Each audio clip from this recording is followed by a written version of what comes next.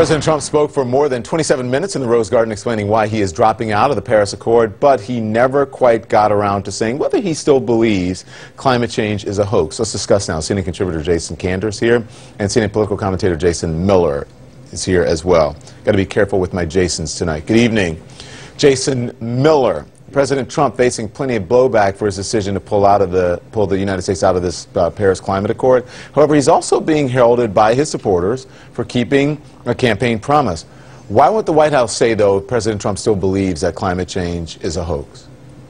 Well, Don, I think what you're seeing from the media and many on the left right now is yesterday it didn't work to go and attack the president for withdrawing from the Paris Accord. And so today they're trying to get this artificial argument going of does he fit neatly into one box or the other. Look, I've had a number of conversations with the president on the issues, on the issue of environment, of cleaning up our air, our water, everything. And he's very supportive of this. But look, if he were to come out today and say, you know what, I think that the way that you define climate change is a hoax, then he'd be attacked as being a heretic. If he came out and said, you know what, actually, I do believe in your definition of climate change, then he would be a flip-flopper. You know what, right now he's keeping it perfectly focused where he needs to, which is on jobs, the economy, and the whole reasons why he withdrew the U.S. That was a great pivot. That was a great answer, but you did not answer But Don, it's the okay, truth. so listen, but he should try us then. He should try the American public and say how he feels about climate change. So if you've spoken to him on these issues, do you believe the president thinks climate change is a hoax? I think what the president believes, and again, I have not asked him the direct question on this, and these were conversations from back during the campaign. What I think is that the president probably has a lot of questions about some of the junk science reports that have come out. I think it's clear that people have obviously had an impact on the environment and what we're seeing with climate change issues, but I think there's also a lot of hysteria around it, and I think getting back to the Paris Accord for a moment here, I mean, look, this thing was a really, really bad deal. If there's one thing the president knows is how to stay away from these bad deals. Okay, we'll talk about that. That's good. But if you just answer my question, Jason, and with all due respect. No, you didn't. My first question was exactly why can't the White House say whether the president believes in climate change or if he thinks it's a hoax? And you said he's keeping it to where it should be. You didn't answer the question. And then the second question was, do you believe, because you said you've had multiple conversations with him, I'm just asking you two very straightforward questions. You can say yes or no or I don't know. I believe that the president is very strongly supportive of the environment and making sure we have clean air and clean water. I think that the media wants to have these tight definitions for what counts as climate change and what doesn't count as climate change, and I think he's smartly staying away from getting typecast by folks who ultimately want to take him down. I understand that there are people listen, there may be folks out there who want to trip him up, but the reason I'm asking is because of what he said previously about climate change, that in fact it was a hoax.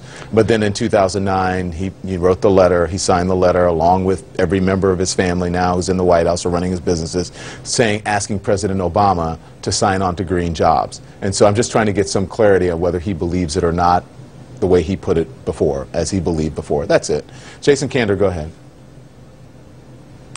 I mean, it's not a hard question, right? Do you believe the 97% of scientists, or do you believe the 3% of scientists? I mean, it's a pretty easy question. What bothers me probably most about this is that even if we got an answer, I don't know how much good it would do us because it would just change again depending on who he talked to last. And what bothers me about him pulling out of the Paris Accord is that this is just him continuing to decide that it's not important that America be a leader in the world. And I happen to think, whether you're talking about climate change or anything else, that the world and America, it's a safer place when America is in a position of leadership. Well, and I couldn't agree more, and that's why I think the U.S. needs to be leading on the economy. And again, smart leaders, strong leaders, don't enter into deals like this where China doesn't have to reduce any of their carbon emissions until 2030, where the U.S. is going to have to reduce it by 26 to 28% over the next 8 years. That would be, that's not being a leader, that's being a fool. Two things here. First of all, it's not a deal. It is an agreement that the entire world entered into to say, here's what we're able to do. It was everybody being a team player and saying, let's all tackle this together. Kind of a momentous thing. So in terms of leading on the economy or anything else, Nicaragua, Syria, the United States. Those are the three countries now that are not part of this agreement. Nicaragua is not part of it because they didn't think it went far enough. So leadership from this president is doing the same thing as Syria. And as far as leading on the economy, Jason, this is, I mean, the next frontier of jobs is going to be alternative energy. It's going to be renewable energies. So just like we're allowing China to pour steel in and dump steel into our economy, now what we're apparently going to do is allow them to dump solar panels into our economy. So we will again be behind because of this decision. And, you know, Jason, I think you make a great point about our need to be very tough and very strong with China. And look, you're on the Democratic side. You've run for office. You're a very talented and skilled politician. I mean, I think one of the things that you can probably speak to is the fact that even large swaths of the Democratic base right now are divided on this issue. And this is part of the reason why President Trump did so well with Democrats, particularly union members, this past year, because so many on the left, so many Democrats want to completely wipe out coal jobs. They want to move everything into unsustainable Can I jump in green here? energy Can I jump jobs. in here? Can I jump in here? Because here's a question. And listen, I'm not speaking as a Democrat or Republican, just as an inquisitive American. When you think about the number of coal jobs that exist now, and you think about there are more real estate agents in the country, there are more people who work in retail, there are more people who work in technology.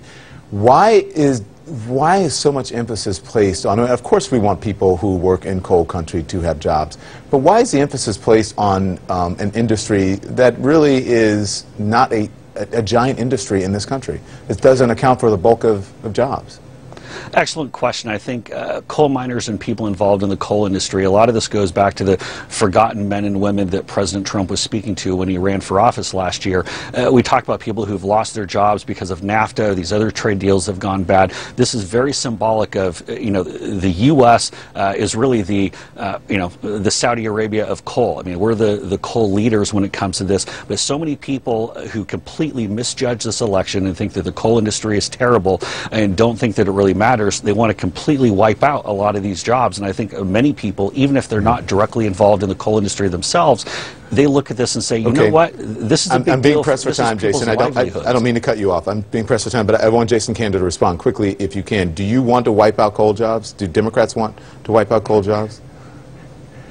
No, look, this is Quickly, just please. the same thing as when President Trump, when President Trump said that he was going to bring all these jobs back at Carrier, and it turned out that didn't happen. He's a salesman. He's not a leader. He just keeps selling. That's all this is. We'll have to continue this conversation. Thank you, gentlemen. I appreciate it. Good to see both of you. When we come back,